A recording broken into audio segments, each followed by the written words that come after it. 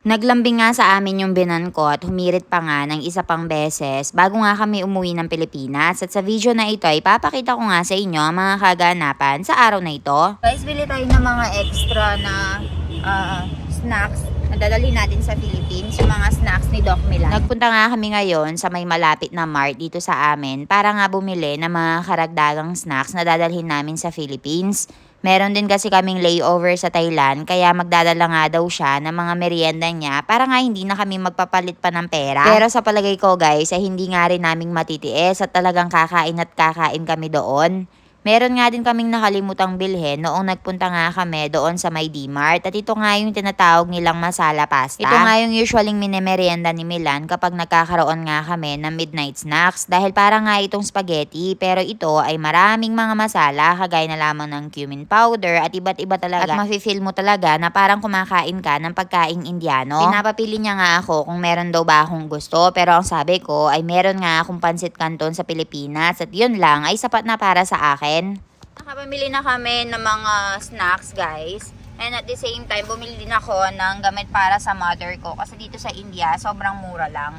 Milan, in India, it's very cheap, no? The medicine. Yes, the pharmaceutical cheap. So, it's cheap here.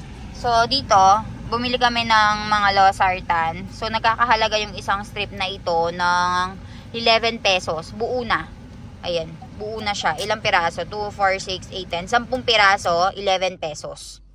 Nagpunta nga din kami dito sa may bilihan ng stethoscope at naghanap nga si Milan ng ipangreregalo sa kapatid ko. Mag-start na kasi siya ng college ngayon at nursing nga yung kinuha niyang course at kakailanganin nga daw yung pang blood pressure at pang stethoscope. Kaya naman ay nagtingin-tingin nga din kami dito. Medyo paggabi na nga ay dumiretso nga kami dito sa bilihan ng pizza dahil meron ngang kauli-huli ang request ang binan ko at gusto nga daw niyang kumain ng pizza. Dahil nga alis daw kami ng lagpas isang buwan ay lagpas isang buwan nga din daw siyang hindi makakakain ng pizza. Dahil si Milan nga lang talaga yung masipag na bumili ng pizza at mag-drive ng ganito kalayo.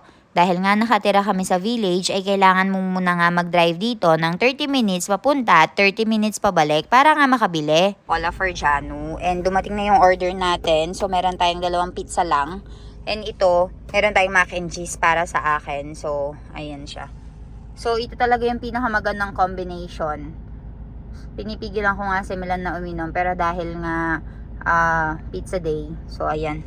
Ano siya ngayon? Cheat day siya ngayon.